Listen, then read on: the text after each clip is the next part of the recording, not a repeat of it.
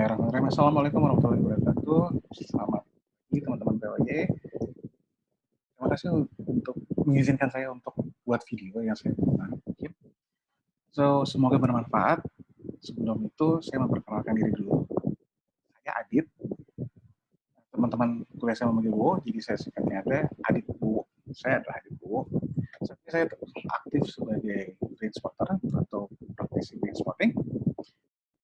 Dan saya juga sebagai co-founder dan leader dari Psycoach Human Integra.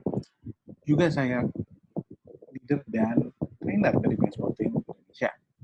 Saya menggunakan points of view, biasanya saya dalam satu counseling, satu one-on-one, sesi one-on-one dengan klien saya. Nggak banyak cerita lagi tentang itu, kita langsung aja. Karena ada satu hal yang saya pengen share hari ini, yaitu ini, polyvagal theory. Kenapa rasa aman itu penting. Jadi polyvagal theory merupakan teori yang dikembangkan dan dikembangkan oleh Stephen Porges. Sebenarnya secara singkatnya adalah apa sih polyvagal theory itu? Waktu awal kita mengenal ketika merasa terancam, kita mengenal dua respons, yaitu fight atau flight. Tapi seiring waktu, saya mendengar satu istilah lagi, yaitu freeze. Dan ternyata freeze itu tidak dapat dari mana? Dari polyvagal theory ini. Menjelaskan bahwa ada freeze loh ketika kita ketemu dengan keadaan-keadaan yang mengancam. Nah, berhubungan dengan fight, flight, freeze itu ternyata itu terjadi semua di autonomic system.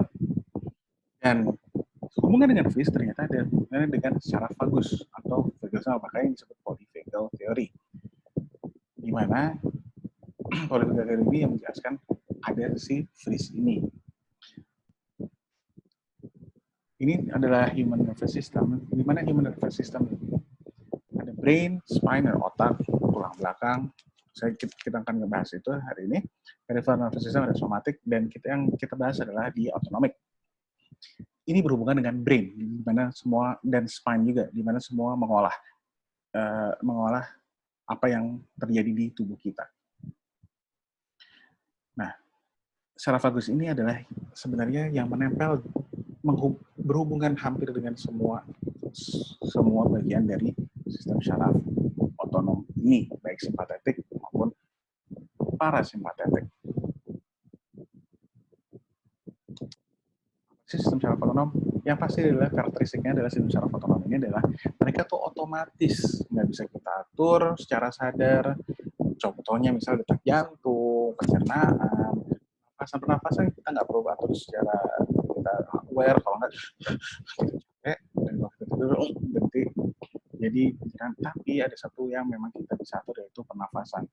Oleh karena itu pernafasan bukan hal yang bisa mengatur respons kita. Lanjut lagi. Nah, tugas utamanya sistem syaraf otonom itu, sistem syaraf otonom itu sebenarnya sifatnya sangat primitif. Jadi dia ada di bagian otak primitif. Ketika kita misalnya manusia zaman dulu kala ini ada di padang rumput segala macam, kita nggak ada waktu untuk merhatiin sekitar berbahaya atau enggak. Makanya sistem syaraf otonom ini selalu aktif. Mereka menjaga hidup kita, nafas kita, jantung kita, segala macam. Karena ini ada primitif, sejak primitif. Ini tuh berkembangnya juga memang sudah sejak lama. Dan mereka punya punya ingatan terhadap memori yang lalu. Ketika kita lagi fokus berburu, maksudnya manusia sedang berburu, mereka juga harus aware memperhatikan sekitar. Karena kita nggak bisa sekaligus bisa memperhatikan sekitar. Inilah ada satu fungsi dari tubuh kita yang digajukan oleh polyvagal theory, yaitu adalah neuroception, di mana sistem neuros kita itu memperhatikan luar dan memperhatikan dalam. Apa segala macam, itu juga kita awareness, itu adalah neuroception, bagaimana kita mempersepsikan keadaan luar. Dari proses ini ada 3 hal, yaitu aman atau enggak. Ini adalah neuroception. Aman, bahaya, atau mengancam jiwa. Nah, mengancam jiwa inilah yang membuat yang ujung-ujungnya jadi freeze. Lalu ini secara singkatnya seperti ini, bagaimana kita ngelihat keluar, environment di luar dan di dalam, kita persepsikan oleh nervous system atau neuroception ini jadi 3 hal ini. Ada 3 state ini yang kita bahas satu persatu. 3 state ini adalah yang hijau itu safety. Yang aktif adalah parasimpatik sistem parasimpatis, di mana yang nyantai, simpatetik adalah yang parasimpatis yang nyantai. Nah, di sini ketika aman, yang aktif adalah ventral vagal nerve, yang bagian ke depan, ke arah perut. Ketika ini aktif, kita bisa berhubungan dengan orang lain, kita siap untuk berhubungan dengan orang lain, kita bisa bersosialisasi, untuk tukar pikiran, prefrontal cortex kita lebih aktif. Kenapa? Karena kita bisa melakukan analisa, brainstorming, kita siap untuk belajar, problem solving, nafas kita lebih teratur, dan detak jantung kita cenderung lebih lambat, dan kita berkomunikasi dengan baik. Karena vagus nerve juga menyebar kemana-mana. Ada salah satu juga di bagian telinga kita, di otak maaf. Bagian telinga tengah ini ada otot, dan otot ini ketika kita merasa aman, kita bisa mendengar suara yang frekuensinya itu ditimbulkan oleh suara manusia. Jadi makanya kita bisa menyimak dengan lebih baik. Kita juga bisa kontak mata, halo, tidak sekian kontak mata, dan juga lebih ekspresif dalam reaksi kita. Yang kedua adalah state dulu ke danger, bahaya. Ketika kita persepsikan oleh kita itu bahaya, apa yang terjadi, simpatetik kita naik, dan itu juga berarti apa? Respon ada 2 yang dipilih, dan itu instan, yaitu fight atau flight, seperti itu. Kadang kita siap untuk pokoknya yang kita anggap itu bahaya. Misalnya saya lagi nggak nyaman segala macam, nggak mau ada orang sekitar kita, saya lagi makan tiba-tiba saya taruh aja tas plok biar nggak ada tas di kanan, terus saya buku di kiri biar nggak ada orang yang duduk di samping saya. Itu ngasih distance. Atau ketika ada orang kayaknya ini cowok mau duduk langsung pergi, itu adalah flight, survival instinct juga. Terus faster breathing, blood pressure naik, pokoknya menganggap bahaya. Ada juga kadang-kadang, apaan sih, kok ngapain sih di sini? Itu dissociative rage, panik, aduh gimana, panik, terus menyalahkan, menyerang, ngejudge orang, itu juga termasuk kita dalam state yang kuning. Nah, intinya adalah di sini kita tetap kita lebih bergerak, entah fight, entah omongan, entah ini kita, gerakan kita, ekspresinya lebih juga sensitif dengan suara dan frekuensi yang lebih rendah atau tinggi. Maksudnya apa? Karena ini sistemnya primitif, jadi kita lebih sensitif dengan suara-suara lebih rendah. Maksudnya suara karena nafasnya hewan buas, binatang buas, itu suaranya lebih low. Atau pemburu yang di atas, burung alam, itu adalah suara yang tinggi, makanya lebih sensitif sama suara-suara itu. Ketika state ini kita ada seseorang dalam state ini, suara manusia kadang-kadang nggak kedengeran.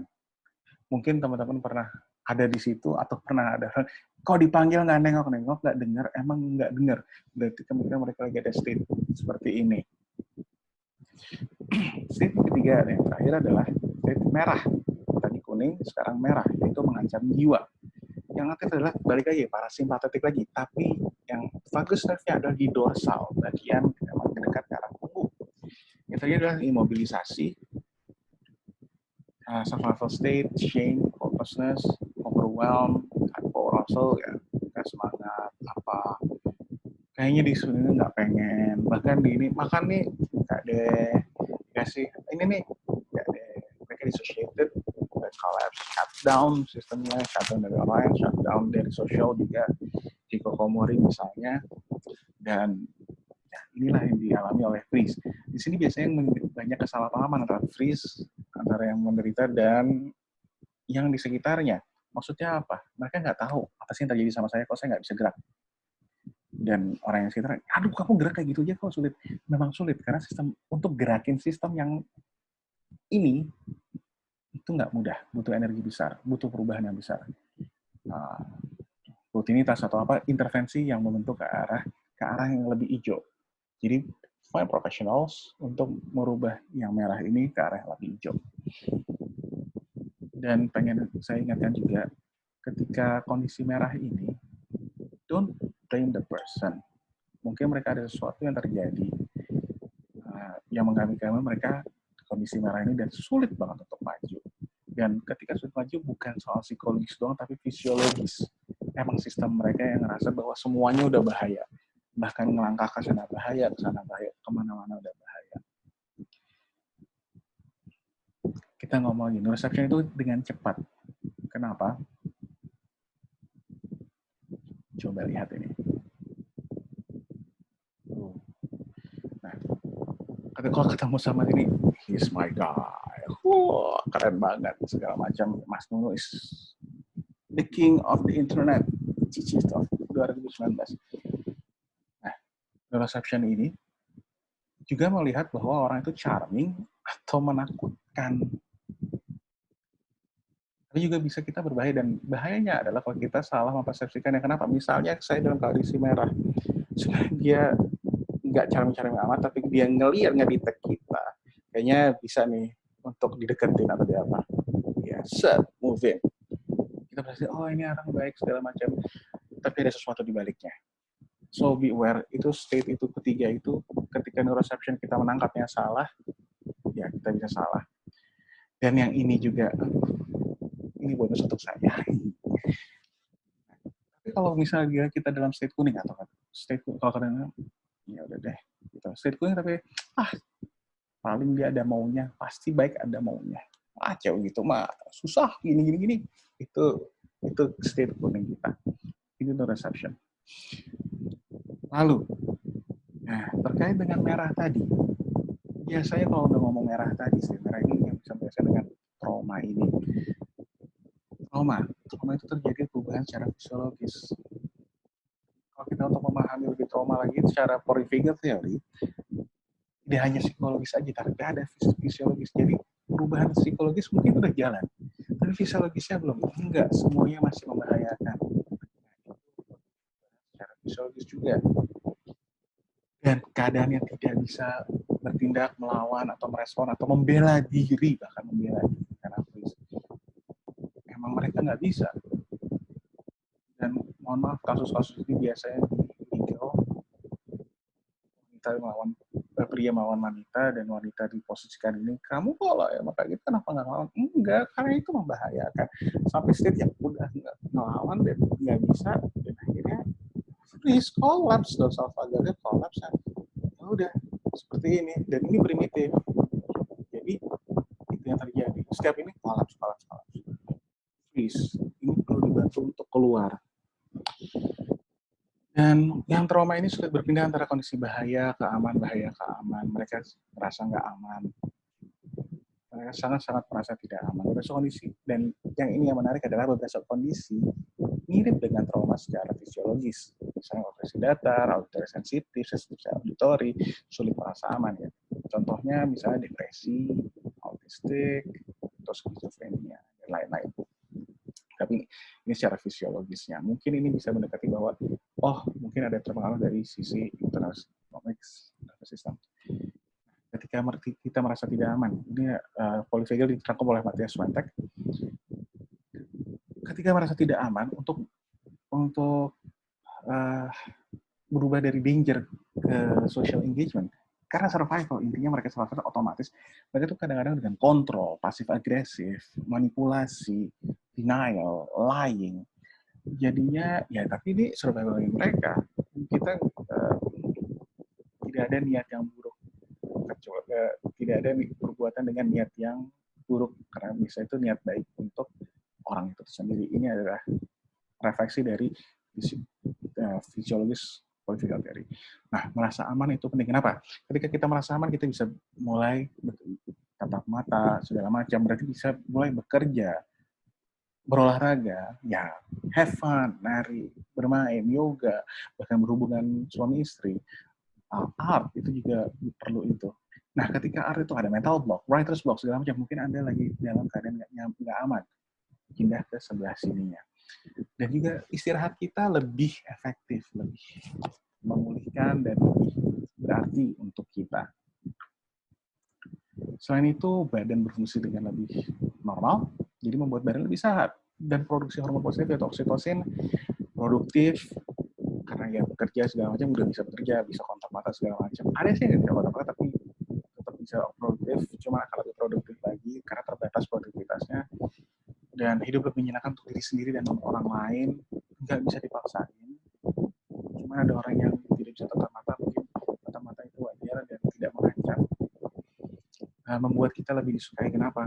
Karena orang ngelihat kita tidak, ini danger atau enggak, gitu.